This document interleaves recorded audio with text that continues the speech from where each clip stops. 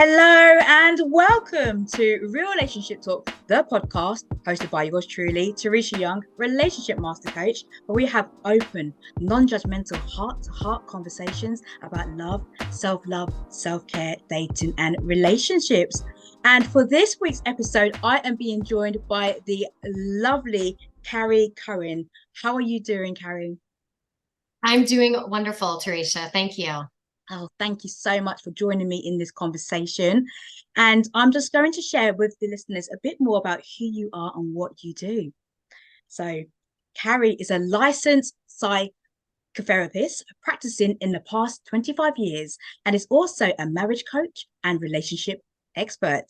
She works in the online space helping women and couples around the world improve their marriages and create a love that lasts. Welcome again to the show, Carrie. And for everybody who is listening, it would be great if you could share with us what led you, some of the key highlights that led you to doing what you do now. Yeah, so that's such a great question. So I have a little bit of a circuitous route with that. So I started my career in psychotherapy, working with children and their parents, and really found myself drawn to working with the couple, the parents, and spent a lot of years doing work with parents and their children until I had my own child in 2009. And then I decided I just didn't want to work with kids anymore. I wanted to sort of save my child exposure for my home life and really keep it separate. And at that point, around 2010, I started pretty much exclusively focusing on couples. And I'm part of my own couple. I'm married 19 years.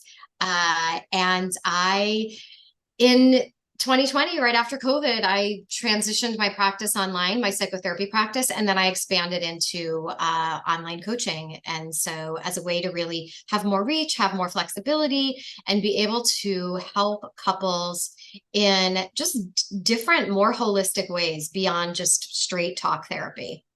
Wow, that word holistic is fantastic. And just, I know I've noticed that you said that you want couples or you help couples to go from I want a divorce to I didn't know I could love this deeply. And in your extensive experience, I mean, look, past 25 years, what are some of the most common challenges you would say that couples face in maintaining a healthy and happy relationship? Yeah. So so let me just address that. I want a divorce to, I Yeah. couldn't think I could love this deeply. So I find that a lot of couples, when they don't know what to do and they feel really stuck and trapped, their default position is, well, I guess we should just get a divorce because this isn't working. Yeah. And so it's not that a couple who's meant to get a divorce is going to then somehow fall back in love again and be together, but it's really for the couples. And there's a lot of them out there who have this experience of years of feeling disconnected, years of feeling like they're just roommates or teammates or business partners. Yeah. Those are the things that mostly bring couples into therapy. And when I ask a couple, so why now? Like what prompted now? 9 out of 10 couples will say, oh, this is long overdue. We should have done this years ago. So many couples wait. And at that point, what happens is they're coming with a huge disconnect, a huge gap. So I would say that's the main factor that brings couples into the work. Affairs are really common. Now, of course, affairs, as I see them, they are a byproduct of some other fundamental issue in the marriage, which probably goes back to disconnection. And when we see disconnection, we see a lack of communication. So there's a lot of really commonly occurring dynamics in couples that if left unattended to, like in and of themselves, they're okay, I can understand that.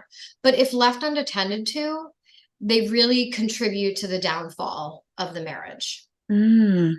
So they're coming to you in quite a reactive position, actually. Like they are reacting, it's been time, it's been brewing, and now it's got to boiling point, and now it's something that we need to do. It's almost like a volcano that has erupted. That's what I'm seeing. It's like, now what do we do with this lava? What do we do with all of this? So in order to mitigate the state of waiting too long, in your experience, what can couples do in order to help have a marriage that lasts? Now, what kind of proactive activities can a couple do in order to Yeah, not get to that boiling point? such a good question.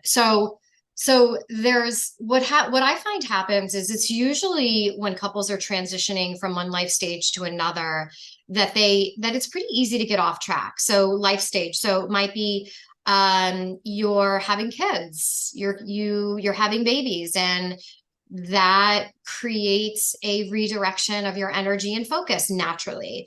Or there's a career change, and that takes up a lot of bandwidth because there's a steep learning curve when you're switching careers or switching jobs or something. So I often find that these things are triggered by some life stage, and then couples, they don't then recalibrate to get back to sort of the baseline of pre-transition.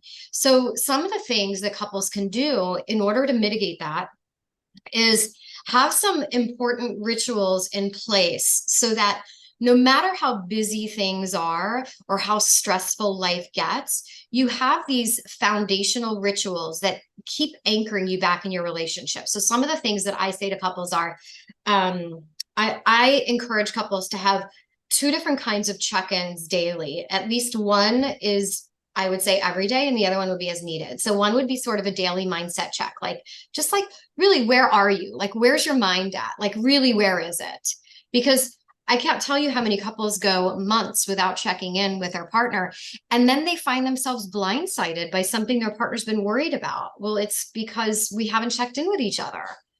So that's one very basic thing. The other daily would be what I call stress less convos. And so it's really sort of setting the timer for 5 minutes, holding space for your partner so that they can just download the stress or the events of the day that they need to get off their chest. And there's no action step to take there. There's no advice to be given.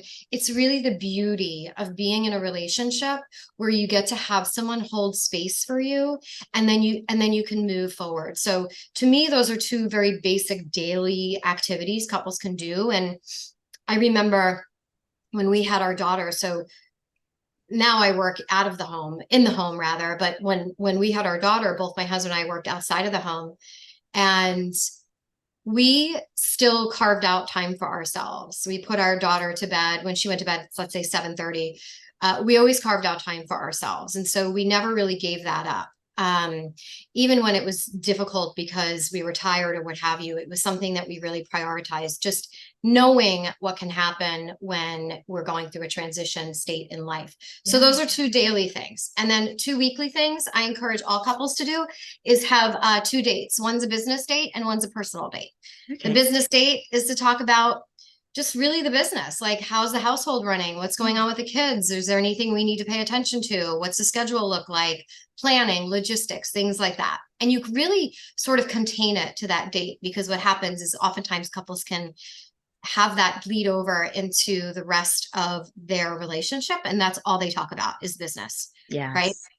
And then the other date is the personal date. That's an opportunity to really bond and connect. And there's no talk about kids, because what I find is couples will say, we go on a date, and all we talk about is the kids. Yeah. So the bonding date it's no kid talk. It's no business talk. It's just fun. It's light. It's levity. So those are four easy things, really easy things that most couples I find can find a way to incorporate at least two of those. Yeah, they are fantastic things to be able to incorporate into your daily and your weekly schedule. I would imagine if there's been such a huge disconnect between couples, even though it might appear to be quite easy, do you find that there's still some objections that you receive to starting those practices and those rituals at all from any couples? Yeah. So depending upon where the level of disconnect is. So I'm thinking about those four as first off, mitigating factors. When we know that life is going to get really busy, like it's really important that we make sure we keep certain rituals in place in order to anchor our relationship. Now, let's just say a couple has been feeling a disconnection for a year or 2 years. Doing those things is really probably not going to be enough to move the needle, because there's a foundational element of a connection that would need to be present in order to bring them together on any four of those examples that would have them benefit from the purpose of those four action steps. So yes, when a couple is pretty disconnected, there's a little bit more that I would say that needs to happen in order to like re-engage. And you spoke about communication, and I would also imagine that part of that re-engagement is going to be some communication strategies and techniques. So, what type of communication strategies and techniques can a couple do in order to bring back that closeness and that connection? Yeah. So one of the things that I have couples do, so I would say sort of one of the first steps that I have couples do is something that I call the marital blueprint. And it's basically getting a sense of the inner landscape of your partner's mind. Because the more you know your partner's inner world, the more equipped you are to be able to converse with them in a way that you know it's going to land, to be able to address what you know needs to be addressed because you know what triggers them, you know what they long for, you know what they're missing. So the way I set couples up with this, and couples can do this on their own, it's basically open-ended questions of things like what's keeping you up at night? What do you long for that you don't have right now? What did you want to be as an adult when you were a child? What scares you the most? These are intimacy connecting kinds of questions. And so when I start working with a couple, most of them haven't done that because we don't know to do that. These are some examples of questions that people ask when they're dating. But they never revisit it. So the idea of the blueprint is that you're updating it because gosh, I mean, we're married 20 years, so 19 years, and we're kind of different people than we were 19 years ago. Our goals are different. And so we want to update that. So when I think of communication, of course, beyond the I statements and not using you statements and active listening and reflection and validation, which most people sort of know about those things, we really want to have a foundation of a knowing each other. And when we have that bridge between us where there is a knowing of each other's inner world, it actually makes those other elements of communication, I statements, reflective and active listening, it makes those have more meaning. Otherwise, they lack context. It's like, we could be in a big fight and have no connection, and I could use an I statement, and it would fall on deaf ears, though. Yeah. Because we're missing a whole other foundational element. So what I like to really do with couples is after I assess where they are and meet them where they are, is then really start building the foundational elements, because it makes all of the surface level strategies and interactions flow very swiftly. And the landscape of marriage has changed over the years quite significantly, I would say. And there's so many different concepts out there where there's a concept of it's being together but living apart. No, they're still married, and I believe that's what, at the time of recording, Jada Pinkett and Will Smith are currently doing. They are together but living apart. This is what they may be saying, or something along those lines. So what is your take on how to navigate marriage during what has in the modern world, basically? Right. Yeah. So in a modern world, the other thing we see is that we oftentimes have two partners working, right? Career minded, right? So there was a time where more women stayed at home, and more women are actually not, if they have a career that they really love, they're not really wanting to give that up. So in a modern world where there's a lot of busyness, there's a lot of different ways that couples can live and arrange their relationship. To me, I think everything is up for negotiation. And so when I say I meet a couple where they are, it's really, I don't have a particular position on how a marriage should look. It's basically, what is going to work for each of you? And if it doesn't work for one of you, then it can't work for both of you. And that's really where the negotiation comes in. And so I really help couples decide on what they want their marriage to look like. What do they want their day-to-day to look like? What are their shared goals for today and their shared vision for the future? And we really want to align those, because ultimately, in addition to the bond that you have, that's the glue that sustains the couple through the lifetime. Yeah. And it's that sustaining, which can be quite challenging, as you said, in a world where two people are working technically quite busy, it's actually being very disciplined and very committed to what you want to achieve, the outcome of the relationships. Because when you're saying we're not the same people that we were, 10 years ago, even yesterday, we're changing as people. So in terms of personal growth, then, how can a couple strike the balance between individuality and actually being together? Yeah, that's such a great question. I have a lovely sort of analogy I think about with that. Let me say one thing about commitment. So commitment is a choice. And couples, if they want to be together, they need to make the choice that they are committed to doing daily what it requires to be in a relationship. And I think that couples don't always realize that that is a choice that they get to make. And when they make that choice, a lot of the relationship will unfold from there. But when they choose not to be committed and they're on the fence, where they're 1 foot in, 1 foot out, the relationship will unfold accordingly. So I always like to remind people that the commitment really is a choice for people. So let's think about the independence and the dependence. So I look at this on a continuum. At one end of the continuum is complete dependence. At the other end of the continuum is complete independence. Now, if you bring together two people who are wildly independent, what you see is two people who are living a parallel life. They're living both very independently. If you bring together two people who are both very strong on the dependency side, what you end up seeing is codependent dynamics. They can't really function without each other.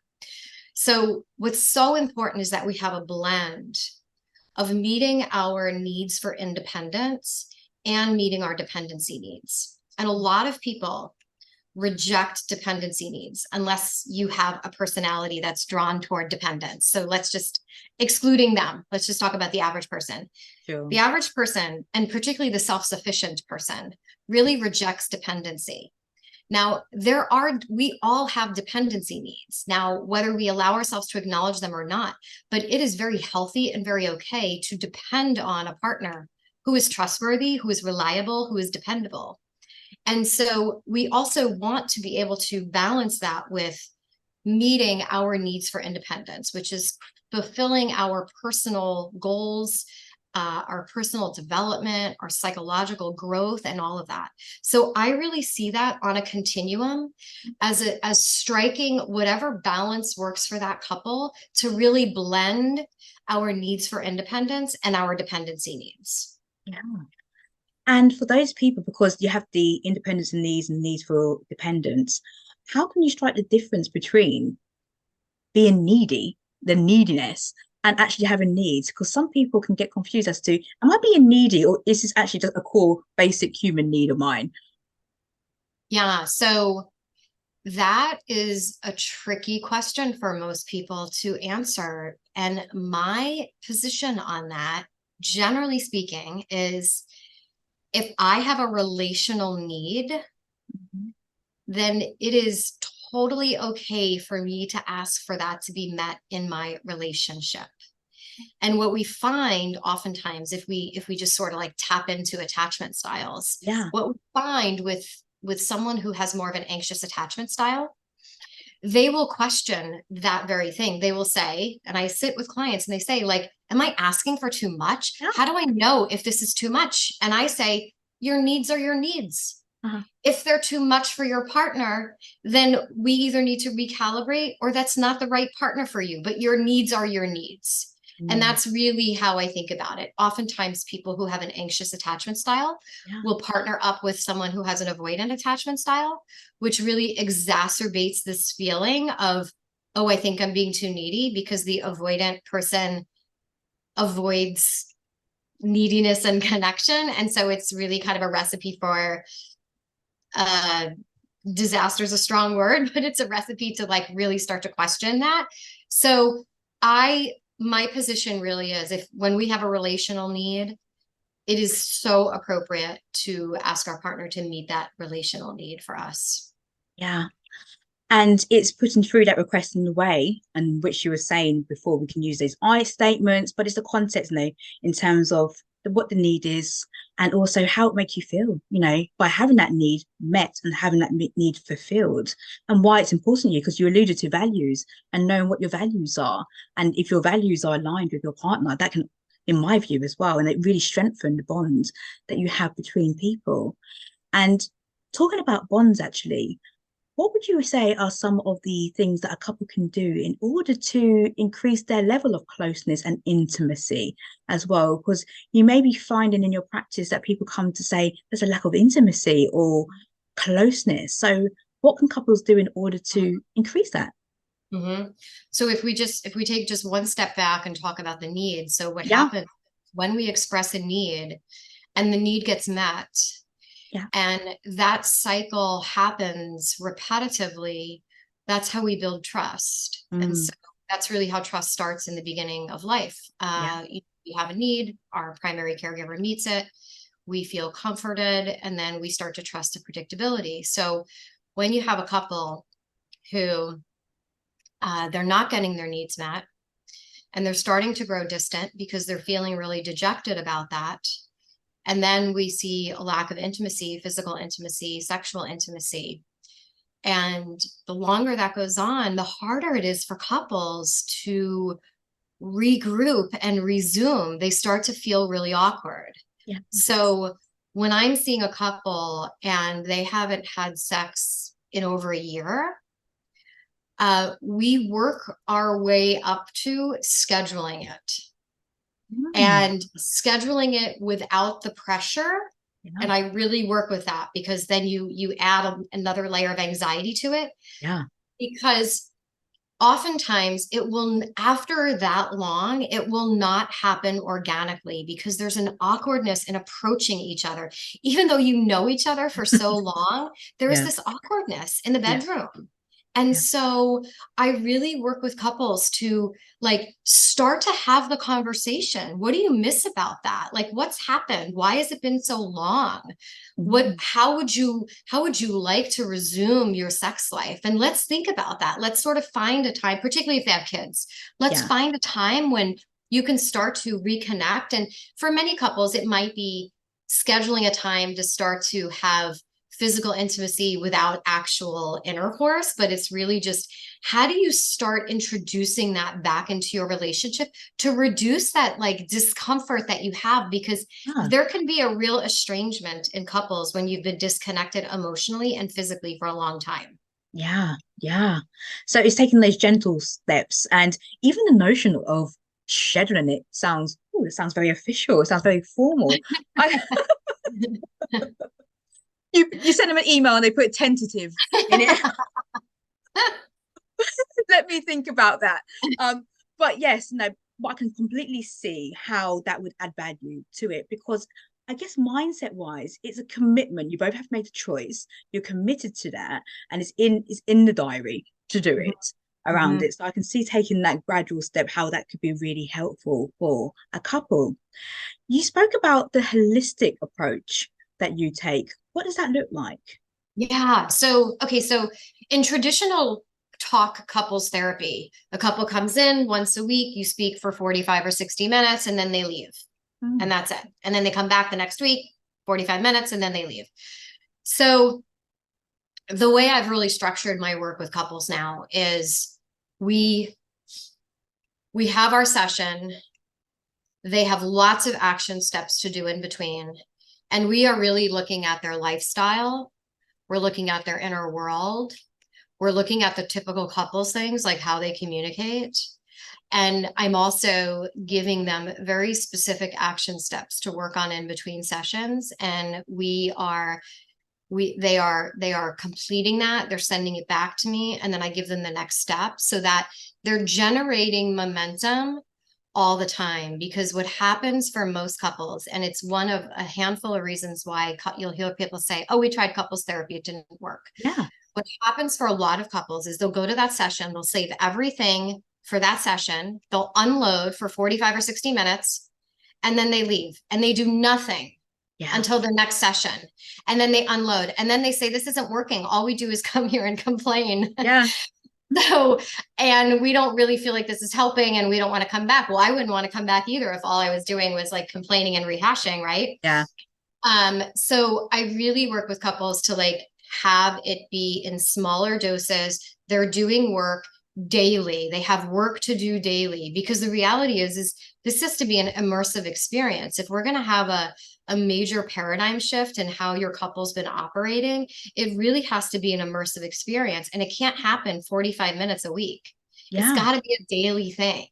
So when I say holistic, I'm really looking at the whole couple. I'm looking at all aspects, and there's work happening even when we're not meeting, and they're being guided by me every step of the way, as opposed to the traditional couples therapy model, which was how I used to practice. Yeah.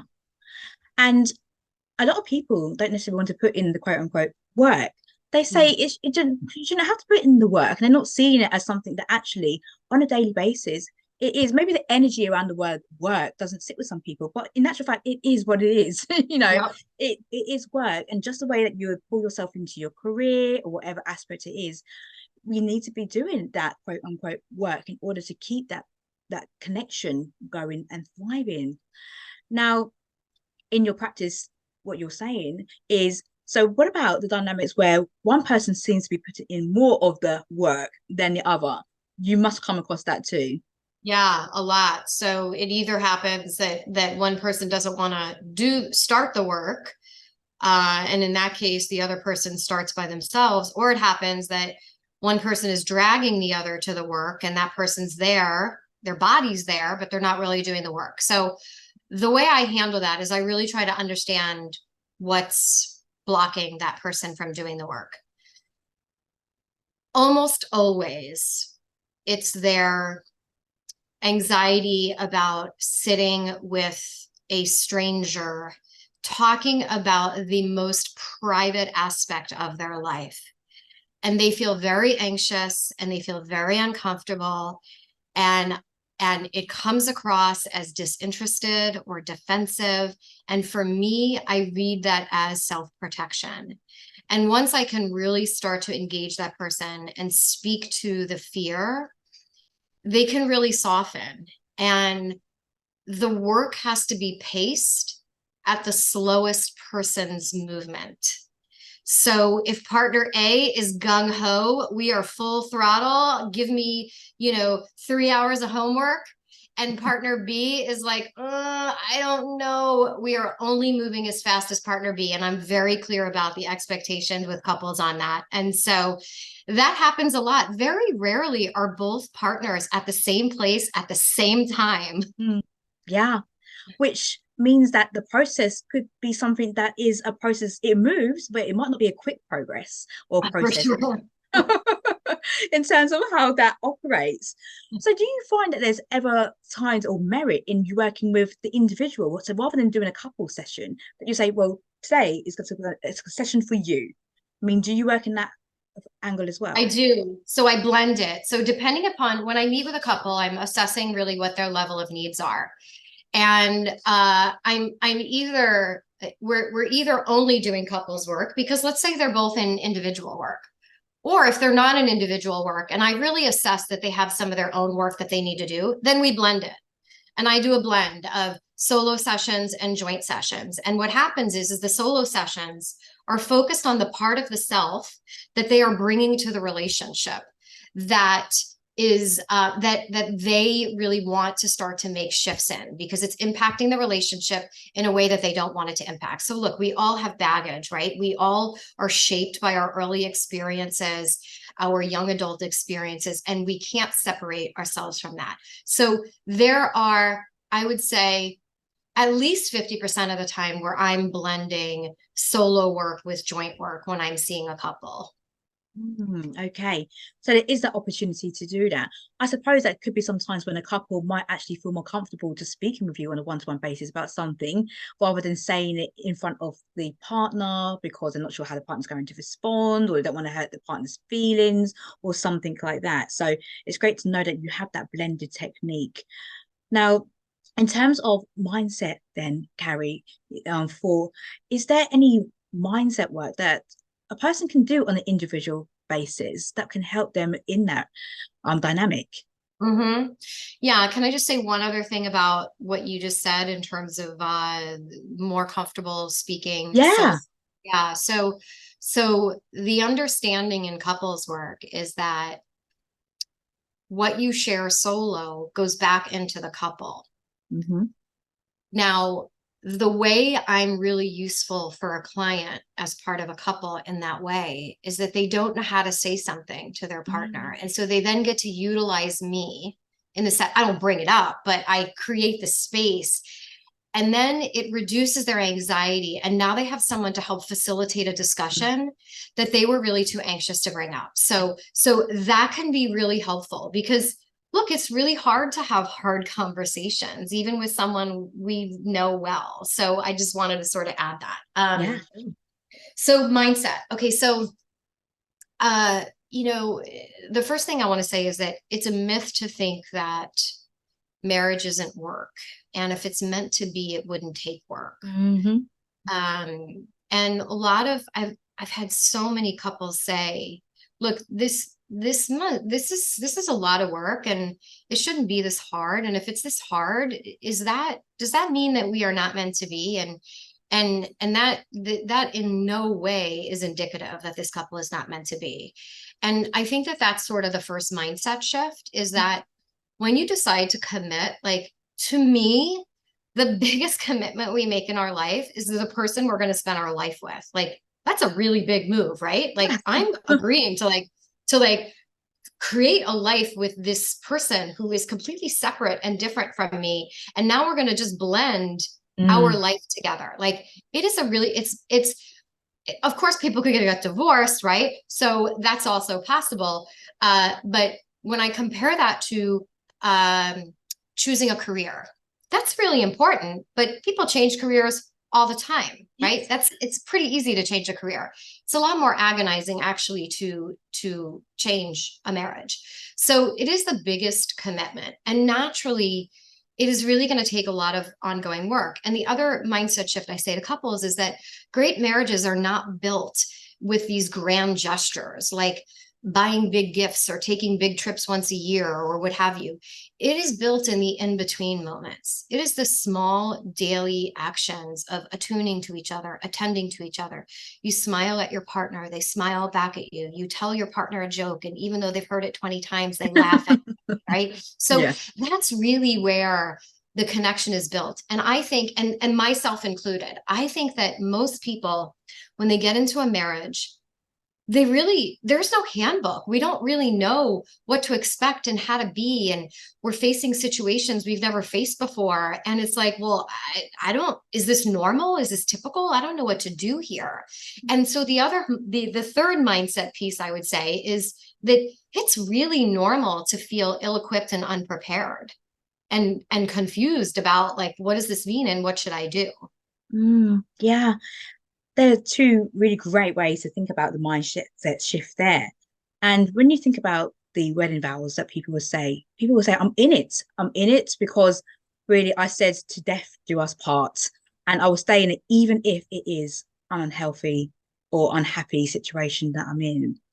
Now, do you find that in the work that you do, sometimes there is that case where it is what it is, and they have grown apart, and it's that level of acceptance. And then, if so, how do people then separate? How do Yeah. they separate in a healthy way? Yeah. So if I may use a personal example of that. So I was married and divorced in my 20s before my current husband. And we so our 20s is our most transformational decade. So from 20 to 30, we are we are the most different. Now, 30 to 40, we change, 40 to 50, we change, but not like 20 to 30. So we're really becoming an adult from 20 to 30. And when you are with someone that you choose at a particular point in time, who you then find that some years later, you chose them for reasons that were appropriate at that time. But for whatever reason, the two of you didn't grow together. So there's two options. We either grow together or we grow apart. And a couple has to actively, intentionally choose to grow together. Now, when I met my first husband, I was 18. I married him at 24. So there was really no big responsibility or reality of life setting in. Yeah. But as I sort of moved through my own personal development and continued my university studies and then got into my career, he was very comfortable just being the same person that he was when we first met. And I couldn't have known that before. And so what came to be was that the reasons why we got together no longer applied. And the gap was too big to bridge, largely because he was not interested in growing with me. And so the default really for couples is to grow apart because we're two separate individuals, right? So we're growing and we're growing separately. There has to be a really strong intentional act to agree to grow together. And that doesn't mean doing everything together, but it does mean that we're both invested in our personal growth and our couple growth. So what happens then and that can happen. Look, that for me, we were together a total of 9 years, but married for 3. But this happens to couples after 15 years and 20 years. And I think that for many couples, and when you have kids, we didn't have kids. So it's a different ball game because you have the guilt of the responsibility of your children. And I think that makes it really hard for partners. And sometimes and I will say to couples, I'm sort of a real talk practitioner. And I will say to couples, look, are you only staying for the kids? Yeah. Because if that's the only reason, if that's your only motivator, it's really not going to be sustainable. So we either need to find other motivators, or we need to talk about how you can very amicably start to create some kind of separation. And either way is okay with me. But, I think that those are hard conversations for couples to face, especially when there's kids involved. Yeah. And it's those kind of decisions to reflect upon that won't necessarily be overnight. It's through actually working through that process to know what are your key motivators and how you can tap into that. And I think it gives people a peace of mind as well, perhaps, that if you've exhausted all of your options and you feel that this is the way forward, then that is how do you separate amicably and in a way that leaves everybody's dignity and integrity intact at the same time, especially if there are children there too. Now just thinking back to the start of the conversation, you mentioned affairs as well, and this notion of, I guess, infidelity that could show up in relationships, and especially in the modern world. Would you say that there are, other than other like sexual infidelity as well, that there are other forms of infidelity that show up when you are working with couples? Yeah. So definitely having an emotional, people call it an emotional affair. So the way I find this happening is people will meet someone at work and they become really close with them of the opposite sex. And they develop a very deep friendship. And maybe they go out to lunch together a lot. And then, they're talking about personal things. And then they start talking about their marriage. It never goes to anything physical necessarily, but when one is utilizing someone to get their primary relational needs outside of their marriage, that takes away from the marriage. So we could say that about a friendship, right? But a friendship is less threatening to a marriage. A same-sex friendship is less threatening to a marriage than an opposite sex relationship. And my stance on this really is that there's really no reason for a partner who's in a marriage to develop a new friendship with someone solo of the opposite sex. I don't even see a reason. And I am not a very conservative person. Mm-hmm. I'm pretty flexible. I'm like a live and let live kind of person. But it's a slippery slope. Now, I'm not talking about friendships before. I'm Mm-hmm. not talking about couple friendships, but I think that people need to be mindful of why they are developing a friendship with someone of the opposite sex that they are now confiding in, because that energy that they're putting there is being taken away from their marriage. Mm-hmm. And we could say that about other friendships too, but I think it's really about when it gets off balance and off kilter for a couple. But again, it's for the couple to decide. Mm. And it's a level of awareness, though, when you catch yourself perhaps going into the trap of developing a connection with somebody else, is actually that self-awareness to say, pause, Mm-hmm. what's going on here? What Mm-hmm. is going on? Now, what am I seeking that I'm not necessarily getting from my current marriage or from my current partner? So that does take a lot for somebody to actually catch themselves in that moment to say, oh, come on now, Mm-hmm. what is going on? So that level of self-awareness, I suppose, let's say, okay, somebody who's single at the moment and they have a long-term vision of being married in the future, what work can they do now to get them marriage ready? Mm-hmm.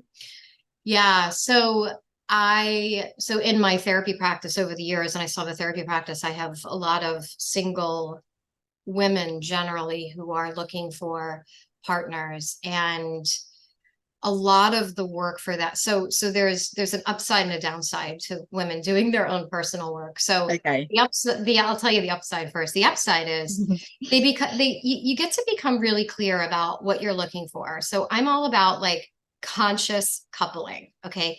We are unconsciously drawn to partners for lots of reasons that we don't come to know until much later.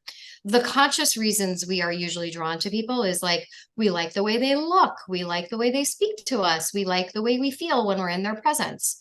But there's also an unconscious draw. They're meeting an unmet need in us, or they possess something we don't possess that we want more of in our life, or we think they're going to fill a void in us that we don't have. So I'm really about helping women understand more deeply what their needs are and how they are going about looking for someone who actually meets those needs, and what are their non-negotiables, and how do you begin to articulate that and really sort of stand in your, not to be hokey, but stand in your power about these things. Because Mm-hmm. gosh, I would say I'm glad I'm not part of the modern dating, because between the apps and the do I wait 2 hours to text them? They didn't text me yet. Yes. And I think that creates a very anxious atmosphere for people. So what I talk to my women clients about is I really help them create and strengthen their own secure attachment. Because when we are securely attached, we don't play games. It's Yeah. like what you see is what you get. If you want to be with me, then you're going to be attentive and available. You're not going to text me 3 days later after I text you. Yeah. So I really help women with that, because our attachment style starts to form when we are babies, Mm-hmm. and it crystallizes throughout life, but it's changeable. Like that's the beauty. It's changeable. So when you have a secure attachment, you go into the dating world and the relationship world feeling very confident. Like, I know who I am. I know what I want. I know what I'm going to tolerate, and I know what I'm not going to tolerate. Yeah. And that's the work, really. That's the Okay. work. Okay. So it's equipping yourself with that knowledge. So would you say that's the downside? What's the downside to that Mm. work? Oh, the downside. I Mm. forgot.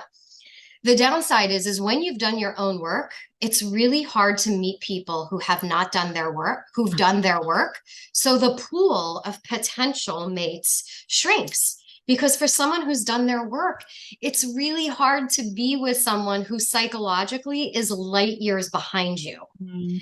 And so these women meet these men and they say, like, this guy has no emotional intelligence. This guy has no awareness. And I'm like, I have to sort of remind them, okay, look, you've done a lot of work. So the goal here is to either find someone who's done their work or find someone who's very pliable. Yeah. And willing to like explore. So that's the downside, is the pool shrinks. Okay. That doesn't mean in what some people would say is quite a small pool as it is. Yep. Yep, that's true. Yeah. The great thing is that self-awareness piece, is that self-awareness. So you can really take care of yourself. And then talking about that self-awareness piece, what self-care practices would you say can help people who are either single or coupled up to, have that healthy, fulfilling relationship? Mm-hmm. So I really like for people to very intentionally carve out time to do sort of like what I would call their self-therapy. So let's just say they're not in therapy, or they were in therapy and they're done with therapy and now they're doing their own self-work. So what I say is carve out time daily if you can, but if not, a few days a week to spend time reading a spiritual or mindset book of your choice, personal development book of your choice, for about 10 minutes, and then journal for about 10 minutes so that you can integrate what has just gotten stirred up from what you read. So this is what I do. So as a therapist, I've been in therapy a long time. It's kind of one of those things that I really feel like, good therapists do their own work so they keep their pipes clean. I'm not in therapy now. I've sort of had my share of therapy, but I've moved more into doing more spiritual practice. And so for me, what that looks like is, I have a number of spiritual books that I'm always sort of reading, and depending upon my mood, I'll say, okay, let me go to this one. And I will read for about, I don't know, 10, 15, 20 minutes, whatever I'm feeling. And then I will write. And so it is things that really help generate introspective thought for me, things that really tap in, because if we don't carve out the space to do that, now you could do that by meditating. You could do that by just reading. You don't have, or not just reading, by just journaling. You don't have to read. But for me, it's sort of the way I like to do it. But I think for people, really self-care for our psyche is about carving out space to be with ourselves, to reflect, and whether we use journal prompts or meditation or a guided meditation or a book, to really be able to start to delve into that and continue to peel back those layers and be in touch with ourselves. So beyond all the traditional self-care, that for me is really a really good foundational element of being sure that we're taking care of our psyche. Yeah. And I think that personal share will impact on a lot of people as well. And they can resonate with that and take that for what it is, because there's so much power behind journaling. Myself, personally, I know the power behind just witnessing my thoughts, my feelings, and my emotions on paper and turning it from the intangible into something completely tangible. It just completely resonates with me. So talking about a little bit of a personal share there, and you spoke about your previous marriage and the divorce that you went through. What would you say are some of the key learnings that you have had from your romantic experiences over the years? Yeah. Wow. So it took me a lot of courage to build up before I left my first husband. And I tapped into a strength that I actually didn't know I had. And so we're talking 25 years ago, probably. So I'm a wildly different person today. But back then at 27, when I was leaving, I actually, prior to that, had resigned myself to, this is as good as it gets. So like, this is what you decided and this is what you're doing. And I really had to tap into a strength I didn't know I had. So one of the lessons that came out of that was I really learned some things about myself that I didn't know were available to me. And sometimes people will talk about regretting past experiences that went on for a long time. Like, gosh, that was a waste of time. So I could look on those 9 years and say, wow, I could have like gotten on with my life sooner. Yeah. But the reality is that it's all just part of what has shaped who I am today. So one of the biggest lessons was learning about a strength that I have that if I could do that, and this is what I believe today, actually, because that was probably one of the hardest decisions I had to make and then follow through with. I've had other hard experiences, but I thought if I could do that, I could pretty much put myself in any uncomfortable situation if it's for a good reason. So I learned about a resilience that I have in myself, and I bounced back. And one of my biggest fears back then was really that I would fall apart. Yeah. And I landed on this book by a psychotherapist and practicing Buddhist. The title of the book is called Going to Pieces Without Falling Apart. And it was my book for that time. It was the book, and I just kept reading it and rereading it. And I resonated with it because as a psychotherapist, I resonated with it. But he brought in a lot of Buddhist principles, which I have really taken to, which have been really important. So I think that when we go through something really painful and difficult, that it's so important that we find a way to extract the lesson so that we're not resentful of an experience we had and feel like it was for nothing. So to me, that was probably the biggest lesson that I took, that existentially, like as part of my existence and sort of shaping to who I am, has been really important for like all of my sort of all of the then preceding life experiences that I've had. Yeah. That's a massive lesson. And I actually feel that going from feeling like I'm going to fall apart is going to land with so many people listening to this, because it's a huge fear. What does life look like for me going forward now from that situation? It's like, do I still have that dream? And that the person might change, but you can keep the dream in terms of what you want that outcome to be. So I'm sure that's going to land with so many people, Carrie, what you said there, and to take that lesson and to take that as a growth experience and to move forward, which is absolutely amazing. And I also love to ask my guests, in terms of love, what is your personal definition of love in a romantic context? So my personal definition, my husband and I talk about this a lot. We've been talking about it since the beginning of time. It's the beginning of our time. For me, it's really about the sort of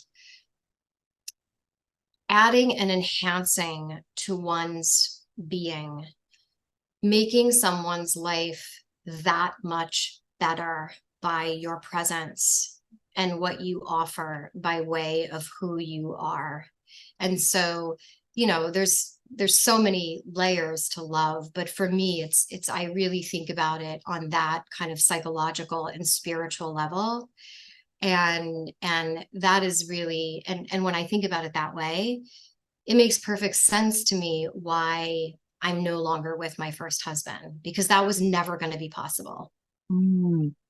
That's a really beautiful explanation of love in your own eyes and how you see it through the lens of love there, because that betterment for another person too, it kind of puts you outside of yourself too. It's like a greater purpose in a way. That's how I see it. It's like a greater sense of purpose, which I think is a lovely way to describe it.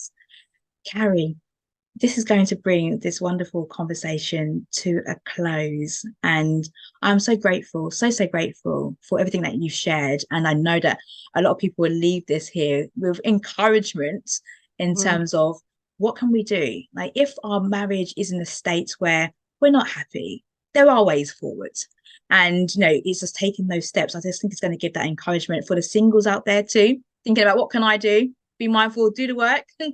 You can absolutely do the work. The work is needed in whatever dynamic that is needed there. Would you be so kind as to leave our listeners with at least one key takeaway that can help them along their journey of love, life, and relationships? Yeah. So one key takeaway would be, if you are with someone who's a good human that you once loved, give that relationship a fighting chance by going all in on making it work, right? So that's what I say to my clients. That is my personal belief, because the reality is look, I've been married 19 years. It's not all been roses, right? I mean, we've had lots of challenges, but he is someone I love. He's a good human. And so that is the thing that gets us through the really tough times. So I say to people, if you have that, the work can be done. Thank you. Thank you for that parting note. Carrie, where can people find you? How can they contact you? Have you got any events coming up that people would be very keen to follow and find out more about?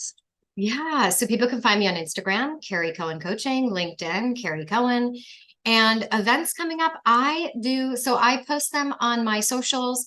I do weekly live workshops, and then I do monthly Zoom workshops. So if people just want to check out my socials for that, and I have my group program, which will be launching again in January, so in the new year. Brilliant. Thank you so much. And I will be dropping Carrie's social details and links into the show notes so that you can connect with her. She's got a wonderful freebie there too that I'm sure that you'll be loving to download at your own time. Carrie, thank you so much for this conversation. I really appreciate your time and your energy today. Thank you so much. Thank you so much for having me, Teresha. I appreciate it. Oh, thank you. And for everybody who has listened to the show, I want to thank you for your time, for your attention, and for your energy. And until the next episode, take great care of yourself and others too.